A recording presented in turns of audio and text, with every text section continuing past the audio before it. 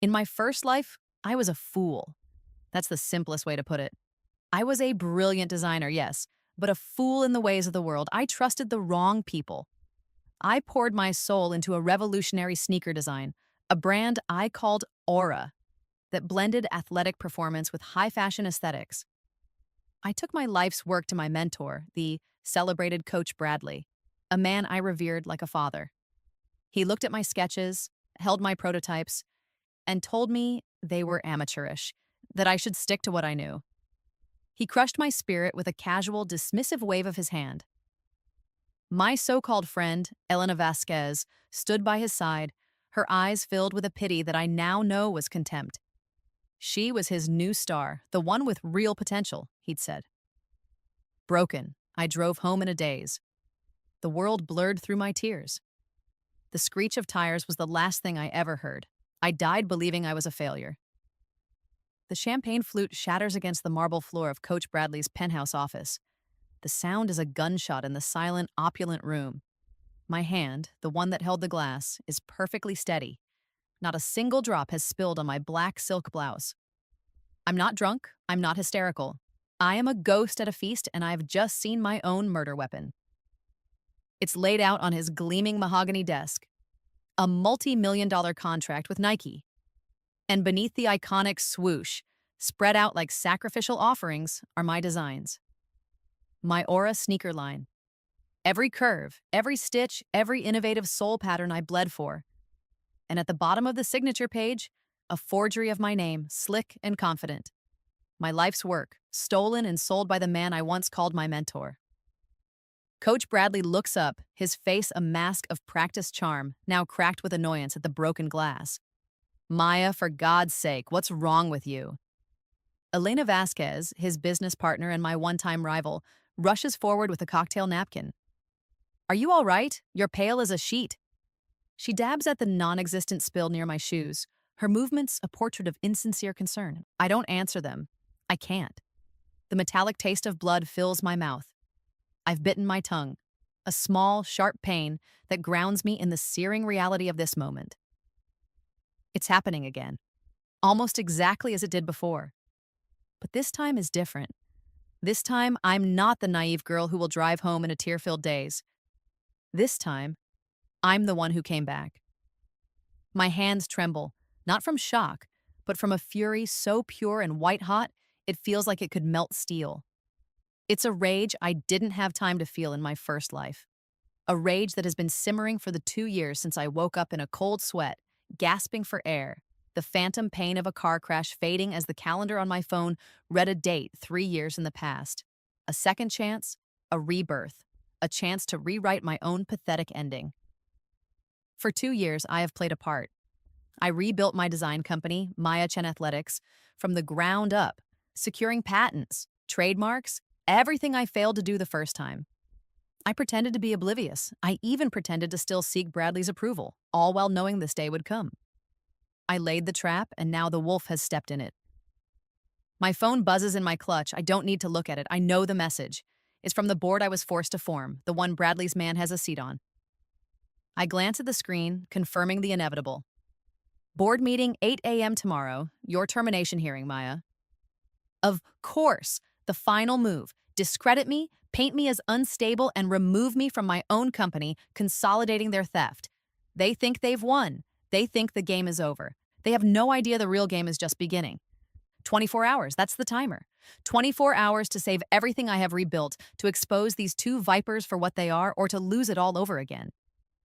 This time, there won't be a third chance. The silver pendant around my neck, a simple, elegant phoenix my grandmother gave me on her deathbed, suddenly feels warm against my skin. A Chen woman always rises from the ashes, she'd whispered. It's not just a piece of jewelry, it's a promise of justice, a promise I intend to keep.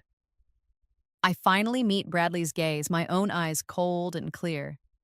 I let a small, sharp smile touch my lips. My apologies, Coach, I say, my voice a silken thread of ice. I just realized I am incredibly overdressed for a funeral. His brow furrows in confusion. Elena stops her fussing and looks at me, a flicker of unease in her eyes. Good. Let them wonder. Let them feel the first chill of the storm that is about to break over their heads. I turn and walk out of the office, my heels clicking a steady, deliberate rhythm on the marble. It's the sound of a clock ticking, a clock that has just run out of time for them. The sterile quiet of my own office feels like the calm in the eye of a hurricane. The glittering skyline of the city spreads out before me, but I don't see it. I see a chessboard, and I'm finally making my move. The shock, the performative gasp I gave them back in that penthouse was just that, a performance. My real reaction happened 2 years ago when I clawed my way back into existence. Every day since has been a calculated preparation for this single night. I slam my laptop shut, the sound echoing my resolve. Panic is a luxury I can't afford. It died with me on that rain-slicked road. In its place is a diamond-hard certainty. I pick up my phone and dial a number I know by heart. "Marcus," I say, my voice devoid of any tremor. "It's time." Marcus Kim, my patent attorney and the only person on this planet who knows my impossible truth, answers without preamble. "The Nike deal is signed?" "Signed, sealed, and delivered, on his desk like a prize pig." "And the board meeting?" "Tomorrow, 8 a.m. sharp, my public execution." I can almost hear him smile. Marcus is a bulldog in a $1,000 suit, and he lives for this kind of fight. Good. They've set the timer for their own destruction. I'll prepare the injunction papers, but Maya, are you sure about this? The direct approach? "They're expecting me to crumble," I say, pacing the length of my office. "They're expecting tears, begging, maybe a desperate emotional outburst at the board meeting. They're not expecting a lawsuit filed before the sun comes up. We hit them now, Marcus, hard and fast." "Then hard and fast it is," he says, his tone all business. "I'll file the intellectual property lawsuit tonight. It'll be on the docket by morning. What about the proof?" "I'm on my way to get it now." I hang up and grab my keys. The destination isn't a high-security vault or a secret storage unit. It's Coach Bradley's own office, the one I just stormed out of. Midnight finds me stepping out of the elevator back on the penthouse floor. The cleaning crew is gone. The lights are dimmed. I use the key card I was never supposed to have, a relic from my intern days in my first life that I had meticulously duplicated. The door clicks open. He's there, as I knew he would be, sitting behind his desk, nursing a glass of scotch. He's not a fool. He knew I'd be back. He just miscalculated my intentions. He looks up, his expression a mixture of pity and annoyance. "Maya, you need to go home," he says, his voice laced with that infuriatingly paternal tone. "We can talk about a severance package in the morning. Don't make this harder than it has to be." I walk towards the desk, my movements slow and deliberate. "You think you can steal from me?" I ask, my voice low. He sighs, running a hand through his perfectly coiffed silver hair. "Maya, you're being emotional." I stop, my hands flat on the polished mahogany, leaning forward so he can see the fire in my eyes. "Emotional? No, coach. I'm being strategic. There's a difference. A difference you taught me, ironically." His eyes widen slightly as I step into his personal office, my heels silent on the plush carpet. "What are you doing?" "Just collecting something I left behind." I reach behind a row of leather-bound classics on his bookshelf, first editions he's never even opened, and retrieve a micro camera, no bigger than a button. I placed it here a week ago, knowing the final betrayal would happen in this room. "You're insane," he whispers, standing up. "I'm thorough," I correct him.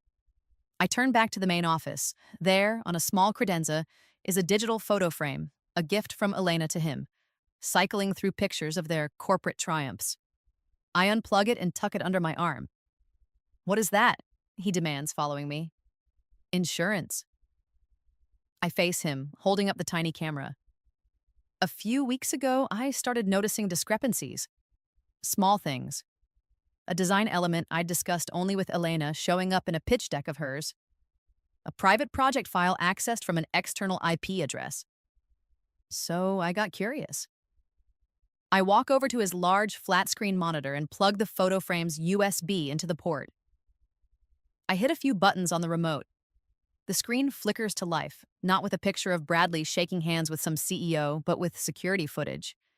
grainy, time-stamped footage from my own office taken 2 months ago, late at night. The footage shows Elena, her face illuminated by the glow of my monitor. She's photographing my prototype designs, my sketches, my confidential spec sheets, page by painstaking page. She's been feeding him my work for months. Bradley stares at the screen, his face draining of all color. The bravado, the paternal condescension, it all melts away, leaving behind the ugly, craven face of a thief caught red-handed. This is inadmissible, he stammers. You filmed her without her consent. In my private office, stealing my intellectual property?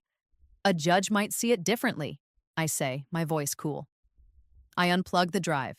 But this isn't for the judge, this is for the board. I thought they might appreciate the full context of my so-called emotional instability. He looks from the drive in my hand to my face, and for the first time, I see real fear in his eyes. He finally understands he's not dealing with the girl he broke. He's dealing with the woman who put herself back together with pieces of steel.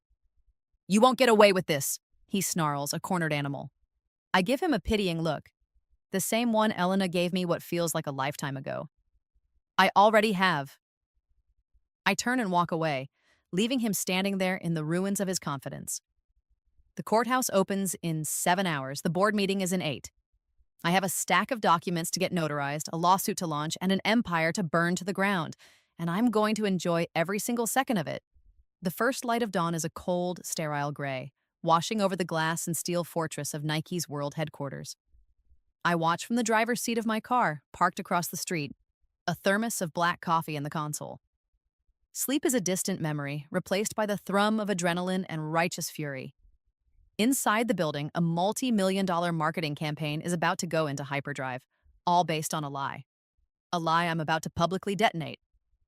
My phone rings. It's Marcus. Filed, he says, his voice crisp with victory. The clerk was a bit grumpy about a pre-dawn filing, but the lawsuit is officially on the record. Injunction request and all. They'll be served within the hour. Perfect. What's the mood on their end? Panic. Low grade for now, but it's there. Nike's legal team is good, but they hate surprises. And a 10-figure IP theft lawsuit on the morning of a major product launch is a very, very big surprise. I take a sip of coffee. It's bitter, just like the memories I'm avenging. Bradley will try to dismiss it. He'll call it a frivolous shakedown by a disgruntled employee. Let him, Marcus says, the smirk evident in his voice. That's what Discovery is for. He's about to find out just how unfrivolous we are. As if on cue, Coach Bradley's gleaming black Porsche pulls into the executive parking lot. He gets out, looking tired, but still radiating an aura of untouchable arrogance. He's flanked by 3 men in sharp suits who can only be his lawyers. They walk with purpose, their faces grim. They're here to do damage control, but I have a surprise for them too. A man in a bicycle messenger uniform, looking entirely out of place in this corporate pantheon, leans against the pillar near Bradley's parking spot. As Bradley and his legal eagles approach, the messenger steps forward and extends a thick manila envelope. Coach Bradley? The messenger asks, polite but firm. Bradley waves him off dismissively. Not now. I'm late for a meeting. You've been served, the messenger says, dropping the envelope at Bradley's feet before hopping on his bike and pedaling away with surprising speed. Bradley freezes. His lawyers stare at the envelope on the pavement as if it's a live grenade. The confident stride falters. The mask of control slips just for a second, and I see the raw panic underneath. He bends down slowly, picks up the lawsuit, and his face turns a shade of mottled red. He looks around wildly, his eyes scanning the area, and they lock onto my car. He sees me. I give him a slow, deliberate wave. He storms towards me, crossing the street against the light, his lawyers scrambling to keep up. I roll down my window, the cold morning air biting through my blazer. This is harassment, Maya, he bellows, his voice echoing in the quiet morning. I take another sip of my coffee, unbothered. No, this is business, coach, I say, repeating his own words back to him. Remember? One of his lawyers, a sharp-faced man with tired eyes, steps forward. Miss Chen, this is a baseless and malicious filing. You will never prove those designs were stolen.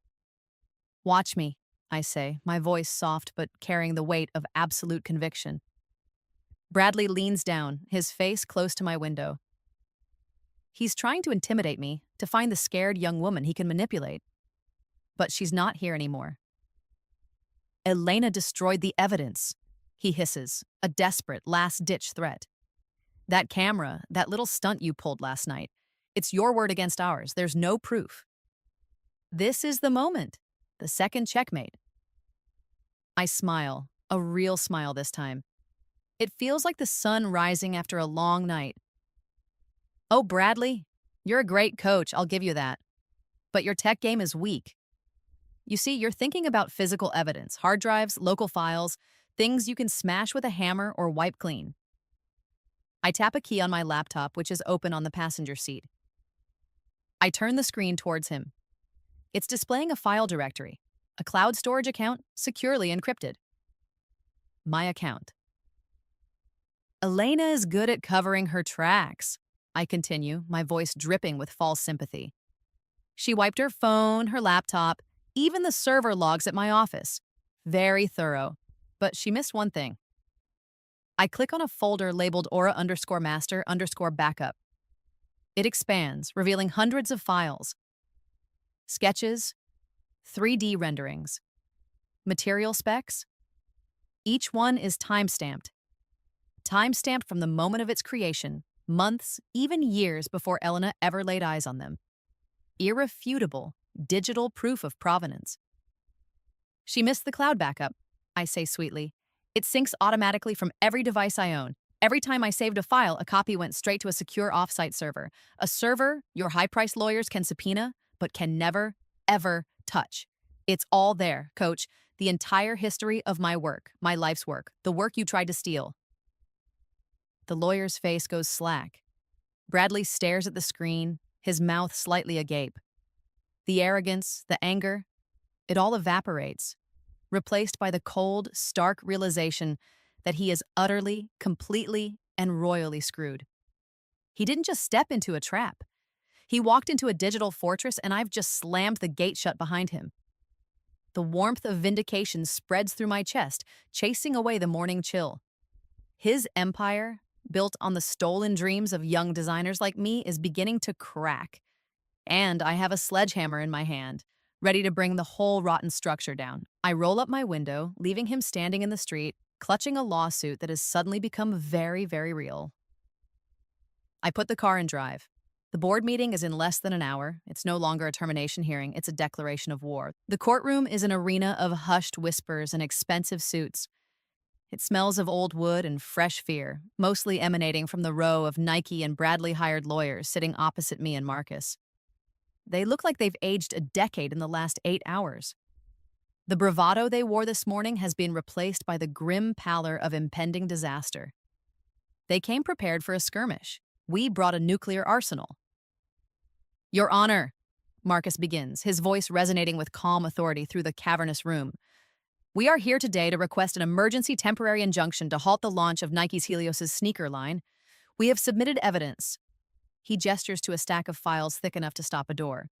That proves conclusively that the core design and technological innovations of this product line were stolen directly from my client, Miss Maya Chen. Bradley's lead counsel, the sharp-faced man from this morning, jumps to his feet. Objection! This is a preposterous claim. Miss Chen is a former disgruntled employee attempting to extort a global corporation on the eve of its most important launch of the year. She has no proof, only baseless accusations. The judge, a formidable woman named Judge Sterling with piercing eyes and a no-nonsense demeanor, peers down from her bench. Counselor, I have reviewed the preliminary filing. The evidence of prior art submitted by Miss Chen's legal team, specifically the digitally time-stamped cloud backups, is compelling, to say the least. Do you have a response to the fact that Miss Chen appears to have created and documented these exact designs nearly 18 months before your client, Mr. Bradley, claims to have conceived them? The lawyer sputters. Those files could have been manipulated, Your Honor. Marcus smiles faintly. Your Honor, the files are stored on a blockchain encrypted server. The timestamps are immutable. We have already commissioned a third-party digital forensics expert to verify this, and their report is included in our filing. The digital chain of custody is unbroken and absolute. I watch Bradley, who sits stone-faced, trying to project an aura of calm. But a muscle jumps in his jaw, a tiny betrayal of the fury and panic roiling beneath the surface. He's used to winning, to having his way, to bending the world to his will. He has no idea how to operate in a world where facts, cold and hard, are suddenly stacked against him. The scene feels surreal, a dreamlike echo of my first life. I remember sitting in a different courtroom with a different, less competent lawyer. I was a mess then, a bundle of nerves and righteous indignation, but I was unprepared. Bradley's lawyers painted me as an unstable, obsessed amateur. They buried me in motions and technicalities. They made my own work seem foreign to me. I lost. I lost everything. That loss was the prelude to my death. But this is not that life. This is the life where I learned from my mistakes, where I had 2 years to meticulously plan my counterattack. Judge Sterling looks back at Bradley's lawyer. Counselor, I am also looking at a sworn affidavit from your client, Mr. Bradley, where he claims sole inventorship. And yet, I have another sworn affidavit from a Miss Elena Vasquez, his business partner, who claims she and Mr. Bradley developed the concepts together. Which is it? Their stories seem to be in direct conflict. Silence.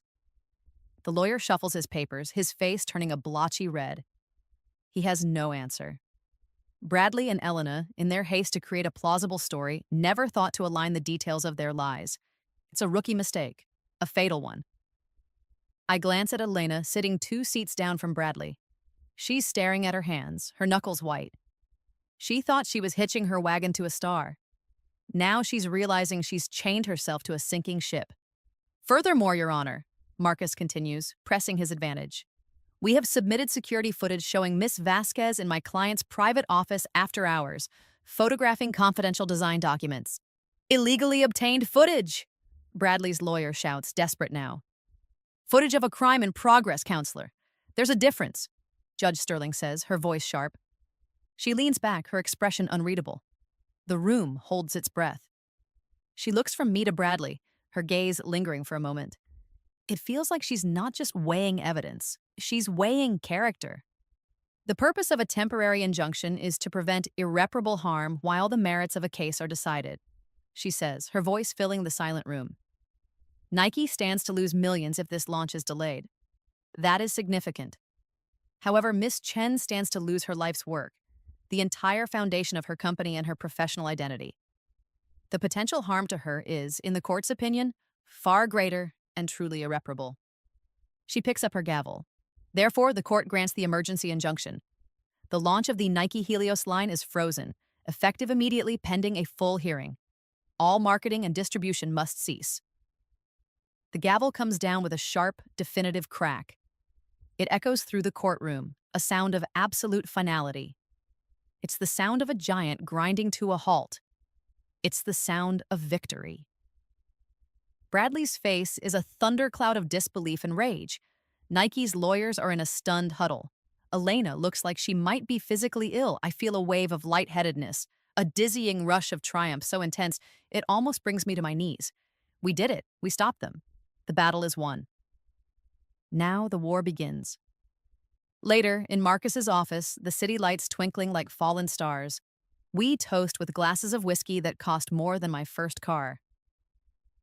They'll come at us with a settlement offer, Marcus says, swirling the amber liquid in his glass. A big one. They'll want to make this go away quietly. I know, I say, staring out the window. The injunction is a temporary measure. We have to be ready for the long haul. So what's the number, Maya? What's your price to walk away?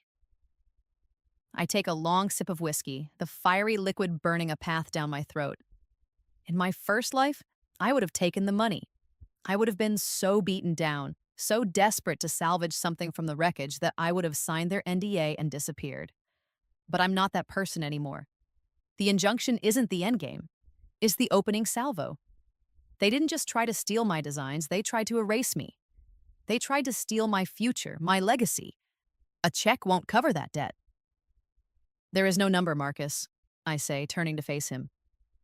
My voice is quiet, but it holds the unshakable certainty of a mountain. I don't want their money. He raises an eyebrow. What do you want then? I let a slow, predatory smile spread across my face. The kind of smile a queen wears when she's about to conquer a new kingdom. I want everything, I say. I don't just want my designs back. I want Coach Bradley's entire coaching academy, the one he built on the backs of kids like me. I want his lucrative endorsement deals. I want Elena's marketing firm, the one she used to betray me. And Nike is going to pay for it all.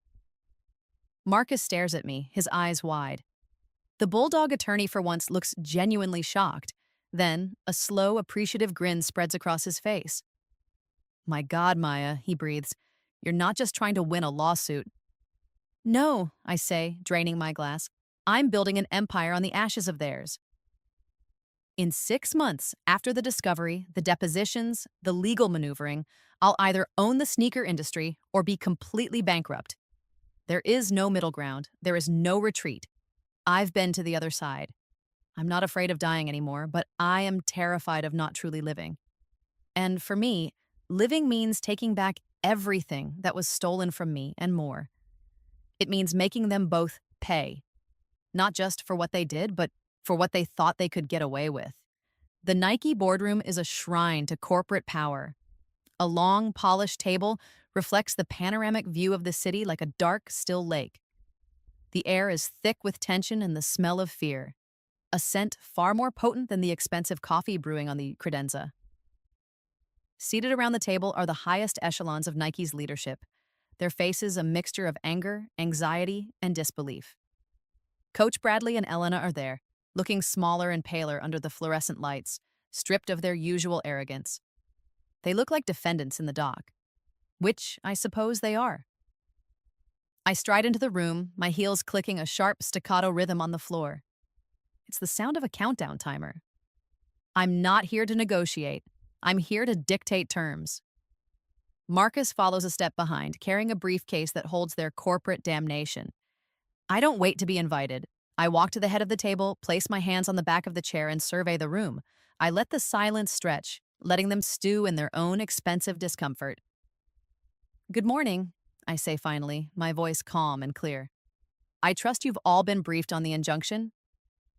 Nike's CEO, a man named Harrison Vance, who usually looks like he could wrestle a bear, just glares at me. Miss Chen, your legal stunt has cost this company an estimated $50 million in a single day. What do you want? I slide a single slim folder across the polished table. It stops directly in front of him. That, I say, is my settlement offer. Vance opens it. His eyes scan the single page and his face tightens. This is outrageous. You're demanding ownership of the designs, punitive damages, and a public apology. That was the offer yesterday, I say, my voice dropping a little, taking on a harder edge. Today, the price has gone up. I nod to Marcus. He opens his briefcase and places a small, sleek USB drive on the table. It looks insignificant, a tiny piece of plastic and metal, but it's a bomb. $50 million for the stolen designs transferred to my account by the end of the day, I announced to the stunned executives. Or I release the audio recordings on this drive to every major news outlet in the country. Bradley, who has been unnaturally quiet, finally explodes. He slams his fist on the table. You recorded our private conversations? He snarls, his face contorting with rage. I turn my coldest gaze on him. Every single one. A wave of shock ripples through the room. Vance looks from the USB drive to me, his eyes narrowed. This is extortion. This is business, remember? I say, throwing his own words back at him for the second time. He flinches as if I've slapped him. You see, after my first unpleasant experience with having my work stolen, I became a little paranoid. I decided it was prudent to record all my business meetings for my own protection. As it turns out, it was a very wise decision. Elena speaks for the first time, her voice a shaky whisper. What's on the drive, Maya? I give her a look of pure ice. Oh, Elena, it's a greatest hits album. It's 3 years of Coach Bradley, in his own voice, admitting to stealing concepts from young designers. Bragging about it, actually. There's a particularly charming bit where he talks about stupid kids who don't know how to protect their work. Sound familiar? Bradley's face goes ashen. He remembers. He remembers all those conversations, all that arrogance, all that casual theft he thought was just smart business. There's more, I continue, my eyes sweeping across the horrified faces of the Nike executives. There's a lovely conversation from 6 months ago where he and Elena plot out how to best position my aura designs to you, how to cut me out, discredit me, and take all the credit. He even jokes about my emotional fragility and how easy it will be to push me out of my own company once the deal is done. Vance looks at Bradley with utter contempt. He's not just a liability anymore. He's a public relations apocalypse waiting to happen. The story is no longer about a simple IP dispute. It's about a global brand colluding with a predator who preys on young talent. It's a story that could destroy their reputation for a generation. This is a bluff, one of the lawyers says weakly, but there's no conviction in his voice. Is it? I ask. The product launch deadline for your entire spring line is in 3 hours. That's the deadline the board gave me for my termination hearing this morning, by the way. The hearing I didn't attend. Without my designs, your entire campaign collapses. You have nothing to sell. Every hour you delay costs you millions more. You can either pay me, or you can explain to your shareholders why you chose to protect a thief instead of your own company. I tap the USB drive with a manicured nail. The choice is yours. You have 1 hour to make the transfer. After that, this little drive goes on a world tour. I turn and walk towards the door, Marcus right behind me. We don't look back. We don't need to. I can feel the weight of their panic, the frantic, desperate calculations happening in that room. The power has shifted. It no longer sits with the men in the expensive suits. It sits in the palm of my hand, in a tiny piece of plastic that holds all their sins. They thought they could buy my life's work for a pittance. Now they're about to find out the real cost of their betrayal. The stage is a furnace. Hot lights blaze down, turning the cavernous auditorium into a pressure cooker. Hundreds of reporters are packed in, a sea of cameras, microphones, and expectant faces. They came for a coronation, to witness Nike and the legendary Coach Bradley unveil the future of athletic footwear. They are about to get a public execution instead. I stand in the wings, just out of sight, my heart a steady, powerful drum against my ribs. Marcus stands beside me, a reassuring presence. Ready? He asks quietly. I was born ready for this, I reply. Twice. On stage, Coach Bradley is at the podium, a forced, slick smile plastered on his face. But I can see the strain. The sweat beading on his upper lip, the slight tremor in his hand as he grips the lectern. He's been in a cage for the last hour ever since our meeting in the boardroom. Nike paid. The $50 million is already in my account. But they made a fatal miscalculation. They thought the money was to buy my silence. They thought wrong. The money was just an admission of guilt. The silence was never for sale. There have been some baseless rumors, Bradley is saying, his voice attempting a confident boom that comes out thin and reedy. Some unfortunate legal maneuvering by a bitter ex-employee.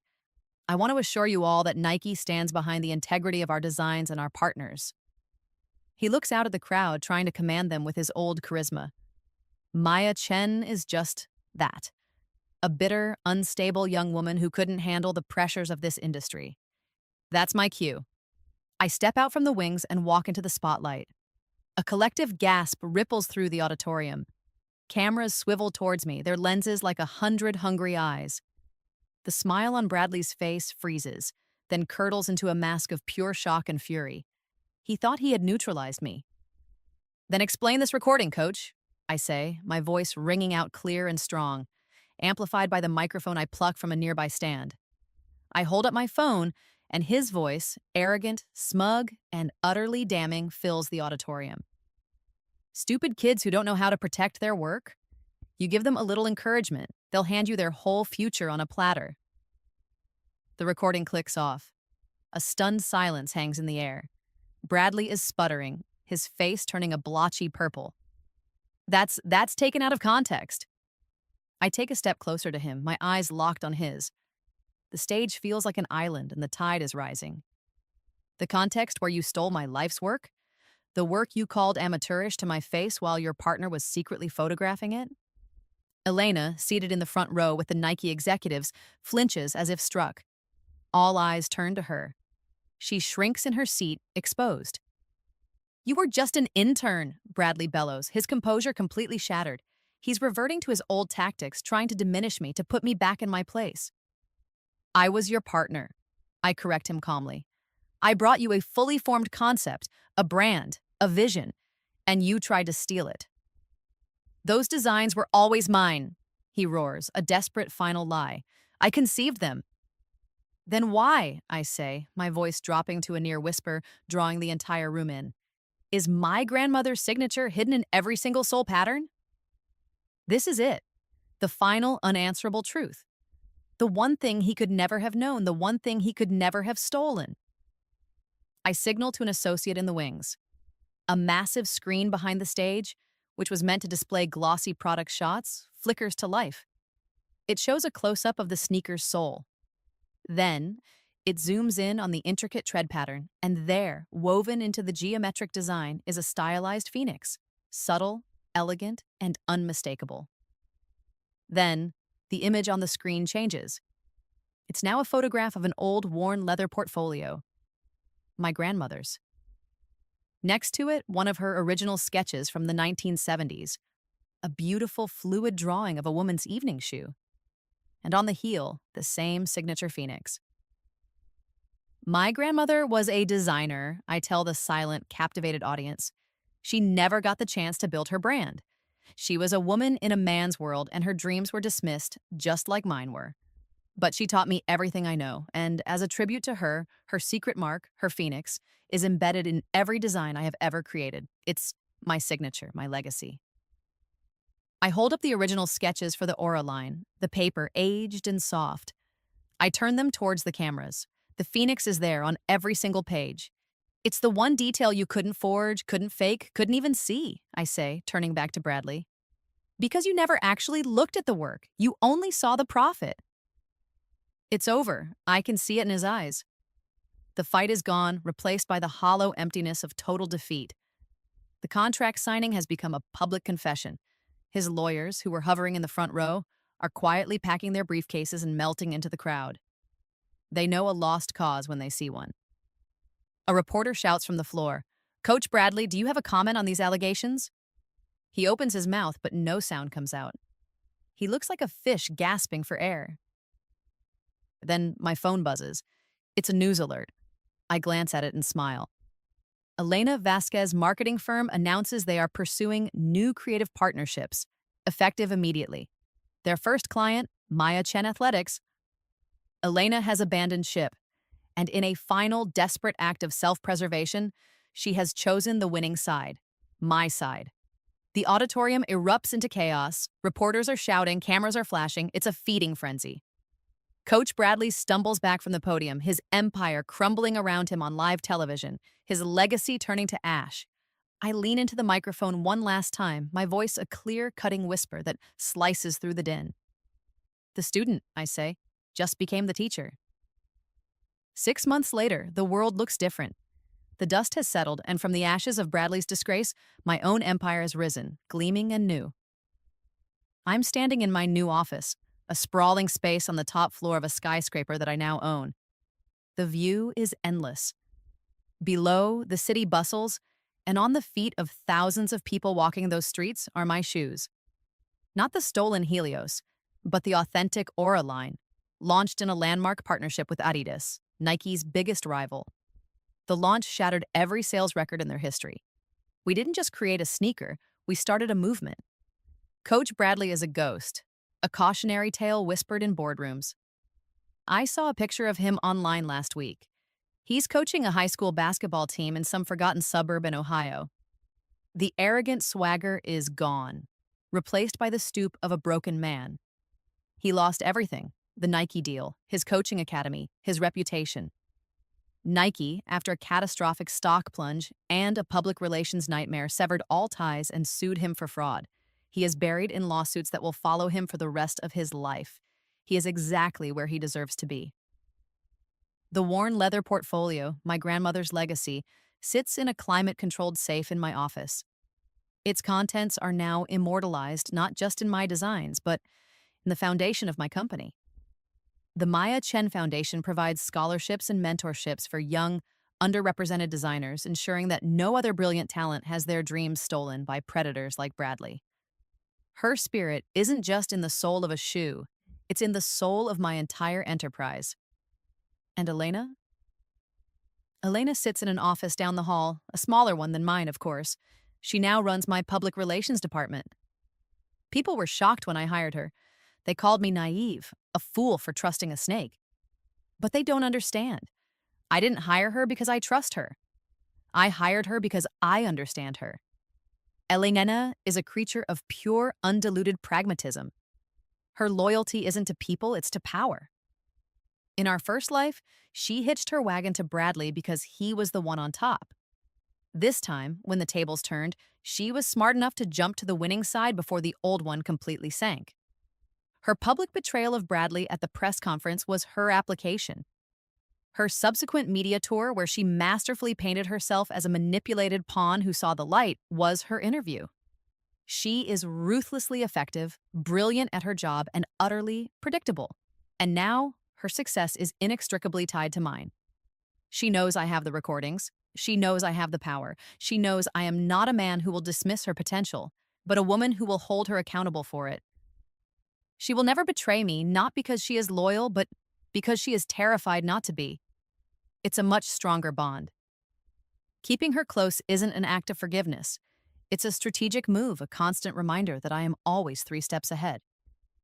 Sometimes, late at night, when the city is quiet, I think about my first life. The pain, the confusion, the crushing weight of failure. It feels like a story I read about someone else, a sad movie with a tragic ending. This life, this second chance, has been a gift of knowledge, of foresight. It allowed me to not only reclaim what was mine, but to build something bigger and better than I ever could have imagined. I didn't just get revenge, I got justice. For my grandmother, for all the stupid kids Bradley preyed on, and most of all, for the foolish, brilliant girl who died believing she was worthless. I pick up a prototype of our next design, the Aura 2. The material is light and strong, the lines are clean and bold. I run my thumb over the sole, feeling the faint, raised outline of the phoenix hidden within. The dynasty was always meant to be mine. I just had to die to claim it.